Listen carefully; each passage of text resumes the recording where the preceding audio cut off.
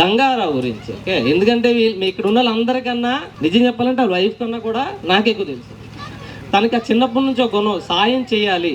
అయితే ఇది అక్కడి నుంచి తను ఎప్పుడైతే స్టార్ట్ చేశారో స్టార్టింగ్లోనే నేను అదే చెప్పినట్టు తీసుకున్నాను. అప్పుడు వచ్చినప్పుడు మొత్తం ల్యాండ్ అంతా చాలా ప్లెయిన్గా, అంటే జస్ట్ ఏం లేదండి, మొక్కలు కానీ ఏమి లేవు. తను ఈ ల్యాండ్ని ఎలా పెంచుతున్నాడంటే ఆ పిల్లలిద్దరూ ఎలా పెరుగుతున్నారో ఈ ల్యాండ్ని కూడా అలాగే పెంచుతున్నాడండి. ఓకే, అంటే వాళ్ళ పిల్లలకి ఎంత బాధ్యత, ఎంత సంరక్షణతో చూస్తున్నాడు. ఈ ల్యాండ్ గురించి చెప్తాను, ఎందుకంటే నేను కలిసి అప్పుడప్పుడు బర్త్డేకో లేకపోతే వేరేదని కలిసి వెళ్తుంటాం. ఇప్పుడు మనం పిల్లల ఫోటోలు చూసుకుంటా మురిసిపోతుంటాం కదా లంచ్ టైంలో, అట్లా తను ఈ ల్యాండ్ గురించి చూస్తూ మురిసిపోతుంటాడు, నాకు చెప్తుంటాడు ఇది పెడతాను అది పెడతానని. నేను స్టార్టింగ్ లో కూడా అంటే మిగతా వాళ్ళు ఎవరు చేయని కన్నా చాలా సంతోషంగా ఎక్సైటెడ్ గా చేస్తాం, ఎందుకంటే నేను తన పిల్లలతో సమానంగా చూస్తున్నాను అన్నారు. నేను అప్పుడే డిసైడ్ అనుకుంది తీసుకుందామని. ఆ తర్వాత మళ్ళీ తీసుకోవడం మా ఫ్రెండ్స్ కి చెప్పడం జరిగింది. సో నేను వచ్చినప్పుడు అండి అసలు మొక్కలు లేవు, తర్వాత వచ్చినప్పుడు మొక్కలు ఇలా ఉన్నాయి, తర్వాత వచ్చినప్పుడు ఇలా ఉన్నాయి, ఇప్పుడేమో ఇంత ఉన్నాయి.